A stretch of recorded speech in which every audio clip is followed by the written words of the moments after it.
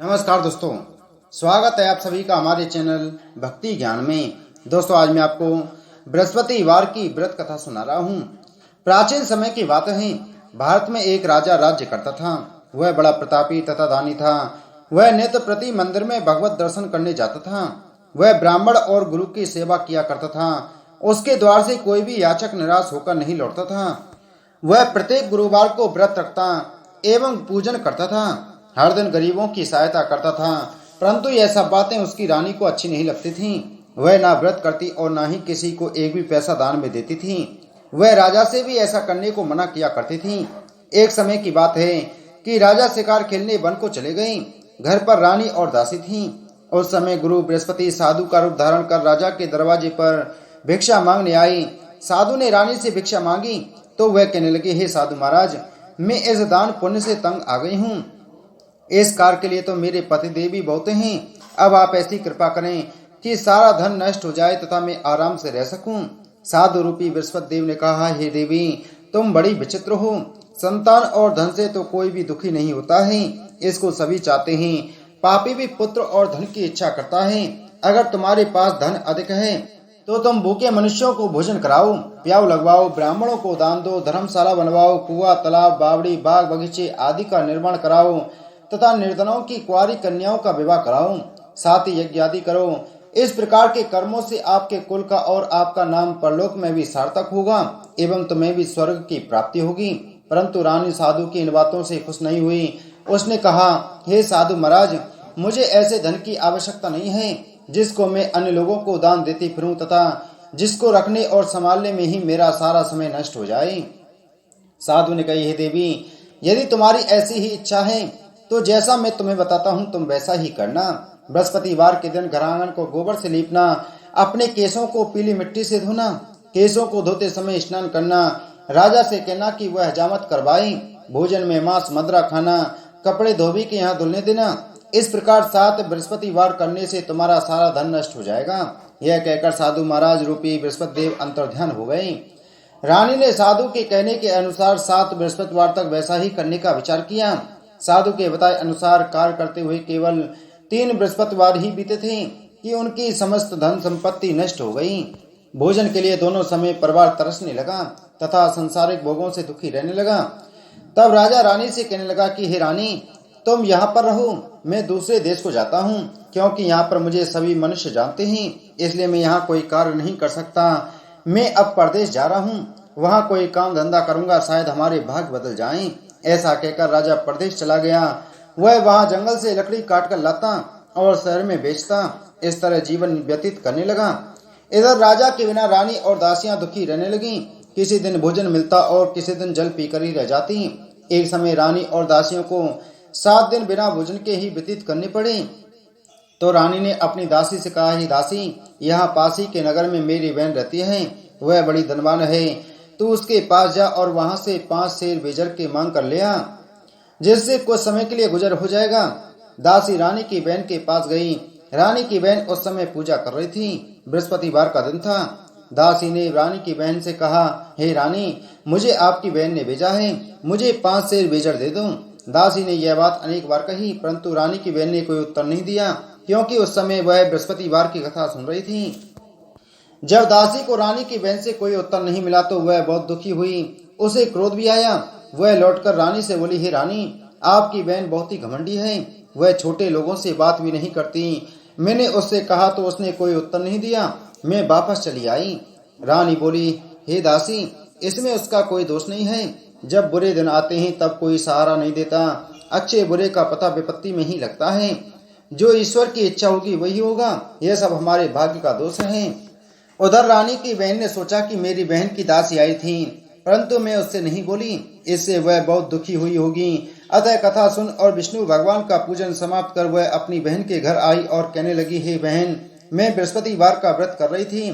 तुम्हारी दासी हमारे घर गई थी, परंतु जब तक कथा होती है तब तक हम लोग ना उठते हैं ना बोलते हैं, इसलिए मैं नहीं बोली। कहो दासी क्यों गई थी? रानी बोली, बहन, हमारे घर अनाज नहीं था। वैसे तुमसे कोई बात छिपी नहीं है, इस कारण मैंने दासी को तुम्हारे पास 5 सेर बेजर लेने के लिए भेजा था। रानी की बहन बोली, बहन देखो, बृहस्पति भगवान सबकी मनोकामना पूर्ण करते हैं। देखो शायद तुम्हारे घर में ही अनाज रखा हो। यह सुनकर दासी घर के अंदर गई तो वहां उसे एक घड़ा बेजर का भरा मिल गया। उसे बड़ी हैरानी हुई क्योंकि उसने एक एक बर्तन देख लिया था। उसने बाहर आकर रानी को बताया। दासी अपनी रानी से कहने लगी, हे रानी, देखो वैसे हमको जब अन्न नहीं मिलता तो हम रोज ही व्रत करते हैं। अगर इनसे व्रत की विधि और कथा पूछ ली जाए तो उसे हम भी कर लिया करेंगे। दासी के कहने पर रानी ने अपनी बहन से बृहस्पतिवार व्रत के बारे में पूछा। उसकी बहन ने बताया, हे रानी बहन, बृहस्पतिवार को सूर्योदय से पूर्व उठकर स्नान करके बृहस्पतिवार का व्रत करना चाहिए, लेकिन उस दिन सिर नहीं धोना चाहिए। बृहस्पतिवार के व्रत में चने की दाल और मुनक्कों से विष्णु भगवान का केले के वृक्ष की जड़ में पूजन करें तथा दीपक जलावें। उस दिन एक ही समय भोजन करें। भोजन पीले खाद्य पदार्थ का करें तथा कथा सुने। इस प्रकार करने से गुरु भगवान प्रसन्न होते हैं, अन्न पुत्र धन देते हैं, मनोकामना पूर्ण करते हैं। इस तरह व्रत और पूजन की विधि बतलाकर रानी की बहन अपने घर लौट गई। रानी और दासी दोनों ने निश्चय किया कि वे बृहस्पति देव भगवान का पूजन जरूर करेंगी। 7 दिन बाद जब बृहस्पतिवार आया तो उन्होंने व्रत रखा। गुड़साल में जाकर चना और गुड़ भी लाई तथा उसकी दाल से केले की जड़ में विष्णु भगवान का पूजन किया। अब भोजन कहाँ से आए? दोनों बड़ी दुखी हुई, परंतु उन्होंने व्रत किया था, इस कारण बृहस्पति देव भगवान प्रसन्न थे। वे एक साधारण व्यक्ति के रूप में 2 थालों में सुंदर पीला भोजन लेकर के आए और दासी को देकर बोले, हे दासी, यह भोजन तुम्हारे और रानी के लिए है, तुम दोनों करना। दासी भोजन पाकर बड़ी प्रसन्न हुई और रानी से बोली, रानी जी भोजन कर लो। रानी को भोजन के आने के बारे में कुछ पता नहीं था, इसलिए वह दासी से बोली, जा तू ही भोजन कर, क्योंकि तू हमारी व्यर्थ में हंसी उड़ाती है। दासी बोली, एक व्यक्ति अभी भोजन दे गया है। रानी कहने लगी, वह भोजन तेरे लिए ही दे गया है, तू ही भोजन कर। दासी ने कहा, वह व्यक्ति हम दोनों के लिए 2 थालों में भोजन दे गया है, इसलिए मैं और आप दोनों ही साथ साथ भोजन करेंगी। फिर दोनों ने गुरु भगवान को नमस्कार कर भोजन प्रारंभ किया। उसके बाद वे प्रत्येक बृहस्पतिवार को गुरु भगवान का व्रत और पूजन करने लगी। बृहस्पति भगवान की कृपा से उनके पास धन हो गया, परंतु रानी फिर पहले की तरह से आलस करने लगी। तब दासी बोली, देखो रानी, तुम पहले भी इस प्रकार आलस करती थी, तुम्हें धन के रखने में कष्ट होता था, इस कारण सभी धन नष्ट हो गया। अब गुरु भगवान की कृपा से धन मिला है तो फिर तुम्हें आलस होता है। बड़ी मुसीबतों के बाद हमने यह धन पाया है, इसलिए हमें दान पुण्य करना चाहिए। तुम भूखे मनुष्यों को भोजन कराओ, प्याऊ लगवाओ, ब्राह्मणों को दान दो, कुआं, तालाब, बावड़ी आदि का निर्माण करवाओ, मंदिर पाठशाला बनवाकर दान दो, कुंवारी कन्याओं का विवाह कराओ, धन को शुभ कार्यों में खर्च करो, जिससे तुम्हारे कुल का यश बढ़े तथा स्वर्ग प्राप्त हो और पितृ प्रसन्न हो। दासी की बात मानकर रानी ने इसी प्रकार के कर्म करने प्रारंभ किए, जिससे उनका काफी यश फैलने लगा। एक दिन रानी और दासी आपस में विचार करने लगी कि न जाने राजा किस दशा में होंगे, उनकी कोई खोज खबर नहीं है। गुरु भगवान से उन्होंने प्रार्थना की और भगवान ने रात्रि में राजा को स्वप्न में कहा, हे राजा उठ, तेरी रानी तुझको याद करती है, अब अपने देश को लौट जा। राजा प्रातःकाल उठकर जंगल से लकड़ियां काटकर लाने के लिए जंगल की ओर चल पड़ा। जंगल से गुजरते हुए वह सोचने लगा, रानी की गलती से कितने दुख भोगने पड़े। राजपाट छोड़कर उसे जंगल में आकर रहना पड़ा। जंगल से लकड़ियां काटकर उन्हें बेचकर गुजारा करना पड़ा। उसी समय उस जंगल में बृहस्पति देव एक साधु का रूप धारण कराए और राजा के पास आकर बोले, हे लकड़ारे, तुम इस सुनसान जंगल में किस चिंता में बैठे हो, मुझे बतलाओ। यह सुनकर राजा के नेत्रों में जल भर आया और साधु की वंदना कर बोला, हे प्रभु, आप सब कुछ जानने वाले हैं। इतना कहकर राजा ने साधु को अपनी संपूर्ण कहानी सुना दी। महात्मा तो स्वभाव से ही दयालु होते हैं। वे राजा से बोले, हे राजा, तुम्हारी पत्नी ने बृहस्पति देव के प्रति अपराध किया था, जिसके कारण तुम्हारी यह दशा हुई। अब तुम किसी प्रकार की चिंता मत करो, भगवान तुम्हें पहले से अधिक धन देंगे। देखो, तुम्हारी पत्नी ने बृहस्पतिवार का व्रत करना प्रारंभ कर दिया है। अब तुम भी बृहस्पतिवार का व्रत करके चने की दाल व गुड़ जल के लोटे में डालकर केले का पूजन करो, फिर कथा कहो या सुनो, भगवान तुम्हारी सब मनोकामनाओं को पूर्ण करेंगे। साधु को प्रसन्न देकर राजा बोला, हे प्रभु, मुझे लकड़ी बेचकर इतना पैसा भी नहीं बचता जिससे भोजन करने के उपरांत कुछ बचा सकूं। मैंने रात्रि में अपनी रानी को व्याकुल देखा है। मेरे पास कोई साधन नहीं जिससे समाचार जान सकूं। फिर मैं बृहस्पति देव की कौन सी कहानी कहूं या सुनूं, मुझको तो कुछ भी मालूम नहीं है। साधु ने कहा, हे राजा, तुम किसी बात की चिंता मत करो। बृहस्पतिवार के दिन तुम रोजाना की तरह लकड़ियां लेकर शहर में जाओ, तुम्हें रोज से 2 गुना धन प्राप्त होगा, जिससे तुम भली भांति भोजन कर लोगे तथा बृहस्पति देव की पूजा का सामान भी आ जाएगा। साधु ने कहा, हे राजा, बृहस्पति देव की कथा इस प्रकार है। प्राचीन काल में एक बहुत ही निर्धन ब्राह्मण था। उसकी कोई संतान नहीं थी। वह नित्य पूजा पाठ करता, परंतु उसकी स्त्री बहुत ही मलिनता के साथ रहती थी। वह न स्नान करती और न ही किसी देवता का पूजन करती। प्रातः काल उठते ही सर्वप्रथम भोजन करती, बाद में कोई अन्य कार्य करती थी। ब्राह्मण देवता बहुत दुखी रहते थे। पत्नी को बहुत समझाते, किंतु उसका कोई परिणाम न निकलता। भगवान की अनुकंपा से एक समय उस ब्राह्मण की पत्नी गर्भवती हुई और उसने 10वें महीने एक सुंदर कन्या को जन्म दिया। निर्धन ब्राह्मण कन्या के जन्म से बहुत दुखी हुआ। धीरे धीरे ब्राह्मण की कन्या बड़ी होने लगी।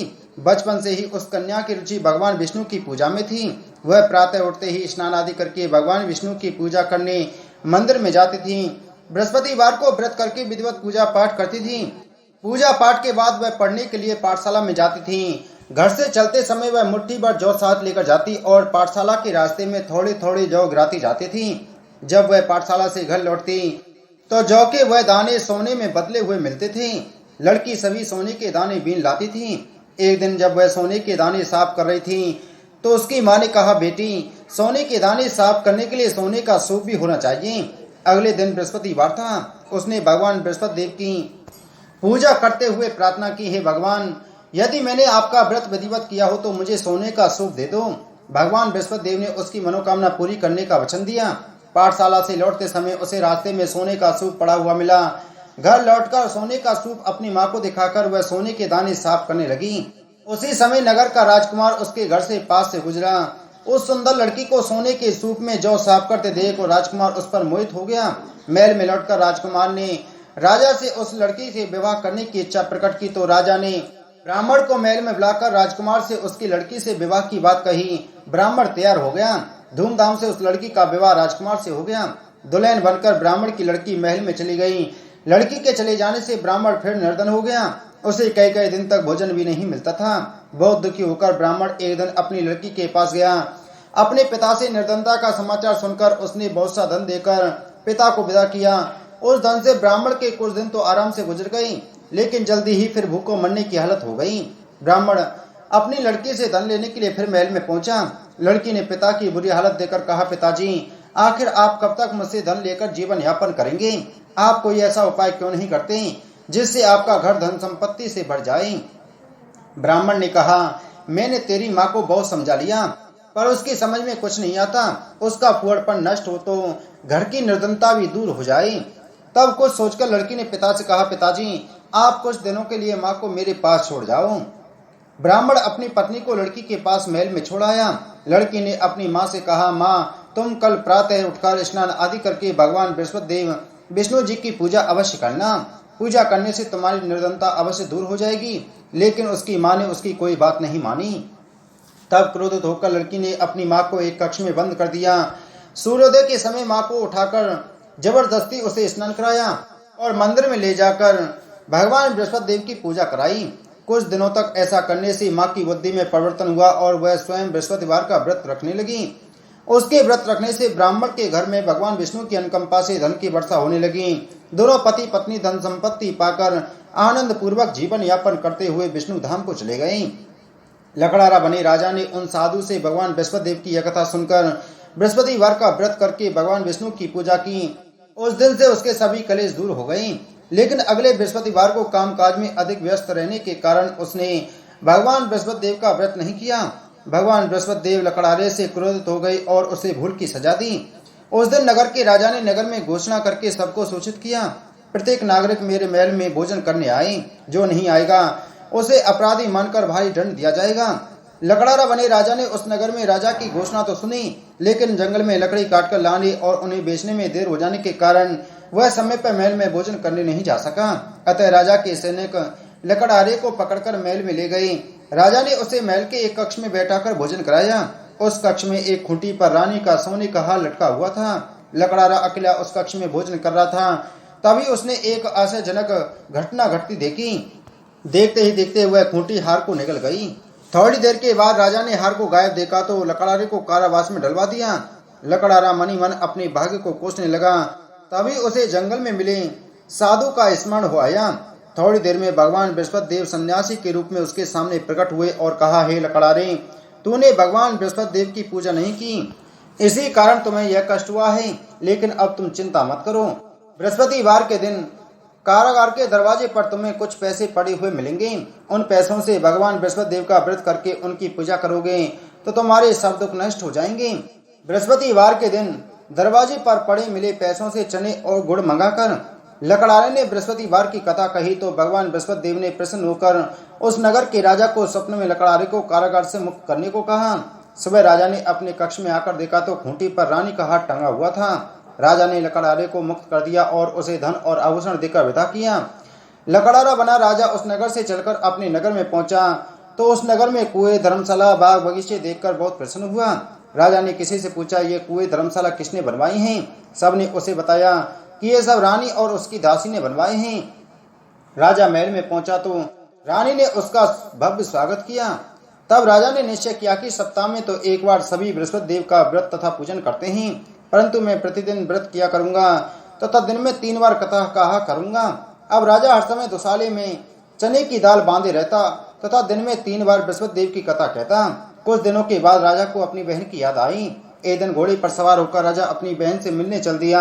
अभी राजा नगर के बाहर पहुंचा ही था कि उसने कुछ लोगों को एक शव को ले जाते हुए देखा। राजा को स्मरण आया कि आज उसने किसी को बृहस्पतिवार की व्रत कथा नहीं सुनाई है। राजा ने उन लोगों को रोककर कहा, भाइयों, आप सबको ले जाने से पहले मुझसे बृहस्पतिवार की कथा सुन लें। लोगों ने राजा पर क्रोधित होते हुए कहा, तुम पागल तो नहीं हो गए हो? लेकिन कुछ बड़े बूढ़े लोगों ने कहा, अच्छा भाई, साथ में चलते चलते तुम अपनी कथा भी सुना लो। राजा ने चलते हुए आधी कथा ही सुनाई थी कि सब हिलने लगा। राजा की पूरी कथा सुनते ही सब उठकर बैठ गया। लोगों ने हैरानी से दांतों तले उंगली दबाई और अगले बृहस्पतिवार से भगवान बृहस्पति देव का व्रत करने व कथा सुनने का निश्चय कर लिया। अब घोड़े पर सवार राजा चलते हुए एक किसान के पास पहुंचा। किसान अपने खेत में हल चला रहा था। राजा ने कहा, अरे भाई, मुझसे बृहस्पतिवार की कथा सुन लो। किसान झुंझला कर बोला, अरे भाई, देख नहीं रही, जितनी देर में तुम्हारी कथा सुनूंगा उतनी देर में तो पूरे खेत में हल चला लूंगा। राजा निराश होकर चलने लगा। तभी किसान के बैल लड़खड़ाकर जमीन पर जा गिरे। किसान के पेट में भी जोरों का दर्द होने लगा। उस किसान की पत्नी जब खाना लेकर आई तो उसने किसान के बारे में पूछा। किसान ने घुड़सवार की पूरी कहानी सुनाई। किसान की पत्नी दौड़ती हुई राजा के पास पहुंचकर हाथ जोड़कर बोली, भैया, मैं तुम्हारी कथा सुनने को तैयार हूँ। राजा ने उसके साथ खेत पर पहुंचकर बृहस्पतिवार की कथा सुनाई। तभी बैल उठकर खड़े हो गए। किसान के पेट का दर्द भी तुरंत ठीक हो गया।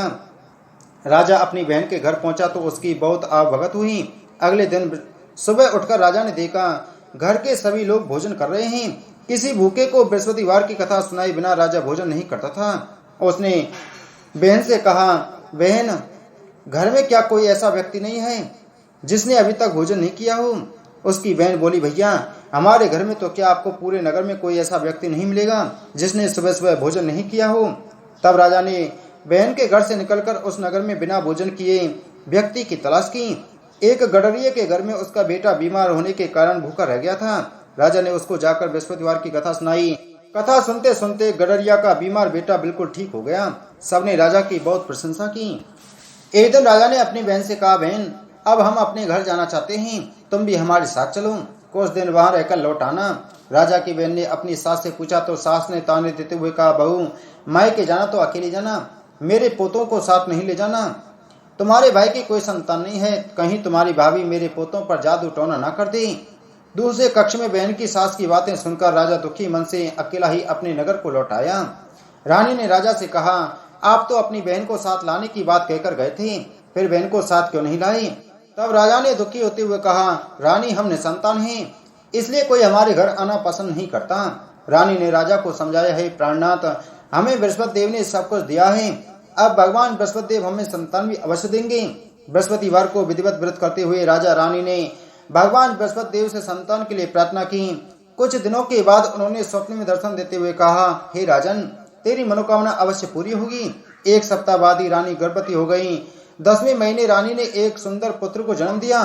राजा रानी जीवन पर्यंत बृहस्पतिवार का व्रत करते रहे। उनके घर में धन की वर्षा होती रही।